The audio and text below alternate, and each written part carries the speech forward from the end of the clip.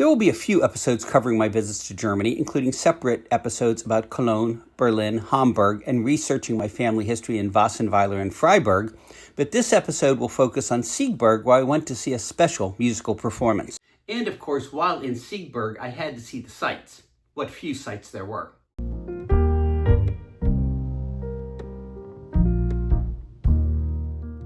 This is one of Luca Sestak's original songs I had licensed to use in some of my videos. I had train tickets for Siegburg with a change of trains in Mannheim, so the trip was broken in two sections, each a little over an hour long. My ticket allowed me only 9 minutes for me to change trains, so I had to hope those trains were on adjacent platforms and not a long way apart, as I'd had with other connections. The information on the train kept updating our arrival time, making it later and later and later, until it showed I now had just 2 minutes to make the connection. I was relieved to see the next train was on the other side of the same platform my train arrived, so I would have made it even if the other train was not also running late. I heard many Germans say ruefully, the trains don't even run on time anymore. But sometimes that can be a good thing. I was going to see this German jazz boogie-woogie blues pianist I'd been following for years on YouTube. He was playing along with some other very talented pianists at a jazz festival in Sieburg that they were hoping would become an annual event. His name is Luca Sestak, and in addition to his own completely original works, he does some amazing covers of American blues and jazz standards. I have never seen a pianist with faster hands. He first appeared on German television when he was about 12 years old and started performing at jazz festivals all over Europe, even at a very young age. He was about 28 years old when I saw him perform. By the time he was a teenager, he was doing amazing mashups of Beethoven and jazz, or Bach and boogie woogie. Among his songs is Frederick's Dream of the Blues, Chopin played as the blues. It was just a few hours out of my way. Although the concert ticket itself was inexpensive, I had to book a hotel for 2 nights and had to pay for mailing my ticket to Poland. I had tried to do an e-ticket, but they said they only did paper tickets and they had no will call window. And it had to be snail mailed to someplace in Europe. So I was already in Europe and I asked my Polish friend if I could use his address, and he was nice enough to get the ticket for me. The hotel I had booked online was a monastery that had been converted into a hotel and still hosted religious conferences and other events. Just getting to the hotel was a workout. It sat on a steep hill on the edge of a small town. I thought it wasn't too far to walk, but with my heavy suitcases, that turned out to be a mistake. Once I was halfway up the long set of stairs, it started to rain, and rain hard. And now I wasn't even anywhere near a road to be able to send for an Uber or a taxi. I had to keep climbing in the rain, and at times shuttling one suitcase at a time up the flight of stairs. On the climb, I saw a memorial to Englebert Humperdinck, the German composer, not the British singer, who borrowed his name. Humperdinck was born in Siegburg and rose to fame with his opera Hansel and Gretel. The monastery had some interesting quirks. The hallway to the elevator, which was a rather long walk, was lined with artistic depictions of the crucifixions, some a bit abstract and others gruesomely accurate. It was an odd combination of an ancient chapel and a modern building.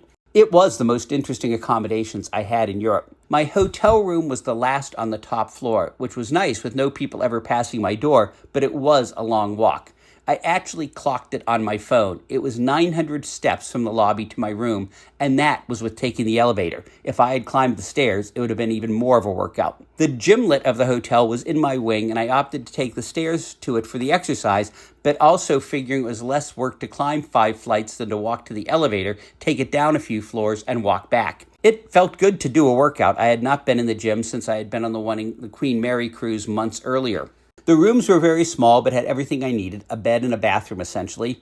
A free breakfast bar was included, and the 2 breakfasts I had there were by far the best I had on this trip.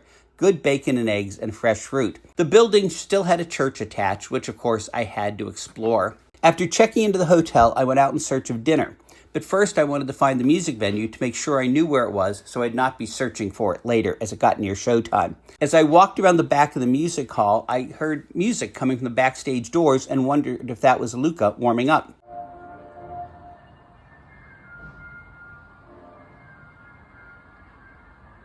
But as I walked around the front of the music hall, I noticed Luca walking away from it and said, "Luca?" And he seemed startled to be recognized on the street. I introduced myself, and he remembered my name from our email exchanges. He said he had to rush off to check into his hotel, but that he would see me after the show. I wandered around town in the rain searching for dinner. There are not a lot of restaurant choices in Sieburg, several of which only had outdoor seating, which didn't seem like a good option on a cold, wet night. I came across a war memorial and a few names caught my attention. For years, my nickname had been Max, so to see my alternate name, Max Meyer, on the memorial was interesting. I also saw several Schmidts on the memorial. I know I have Schmidt ancestors with that less common spelling of that very common name, but I had never heard that any of my relatives came from this part of Germany, and I know my Meyer forebears are from Alsace-Lorraine, not this part of the country. But that's a story for another episode of Walt's Wanderings. I checked out the steakhouse, but it was very expensive, and no one else was eating there, which made me suspicious. I ended up at a pizza place. The pizza wasn't very good, but it was cheap and filling. With nothing else to see in town and time to kill before the concert, I found a beer hall and had a couple of beers.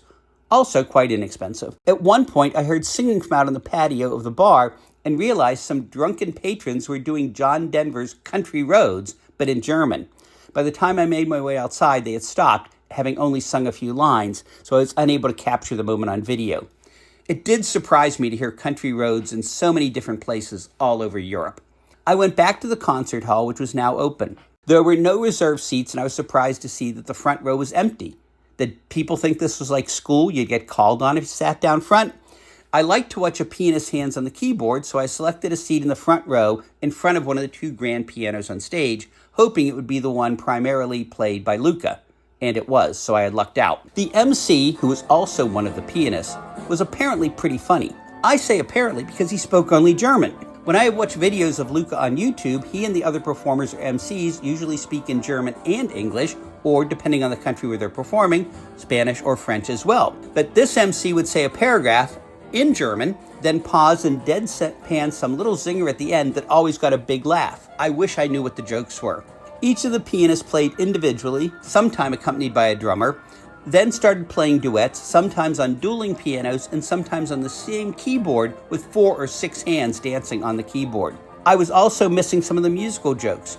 At one point, in a duet with another pianist, Luca started improvising and played some odd little note combinations that got the other musician laughing so hard she couldn't play for a few moments. At another point in the middle of a piece, Luca vamped into Yankee Doodle, and that got a big laugh and a handshake from the other pianist. They all looked like they were having a great time, as was most of the audience, although a few of the older folks had nodded off.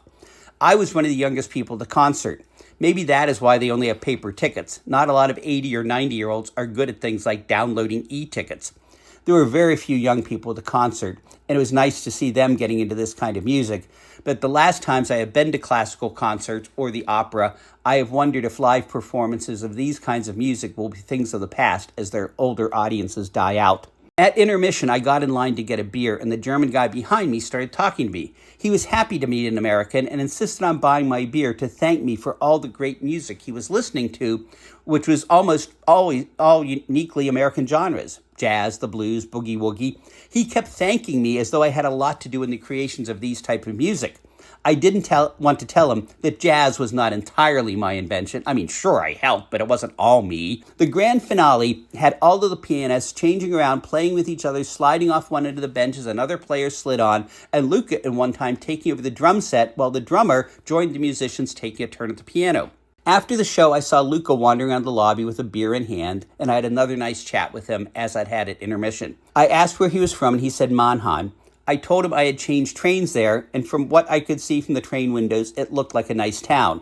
He laughed and said, "It's not. The people are really nice because the town isn't." He said the only reason people know Mannheim is because they changed trains there. A man standing nearby overheard and said, "This is true. No one goes to Mannheim except to change trains." It was nice to finally meet Luca and see how entertaining he is in person. I was not disappointed at all after all the major efforts I made to see him, and he did seem to appreciate the great lengths I had gone to make it to Siegburg. On the next installment of Walt's Wanderings, I will return to North America and take you along as I visit Banff National Park in Canada. Subscribe and come along so you won't miss it. But I will close out this episode with another little snippet of Luca Sestak on piano.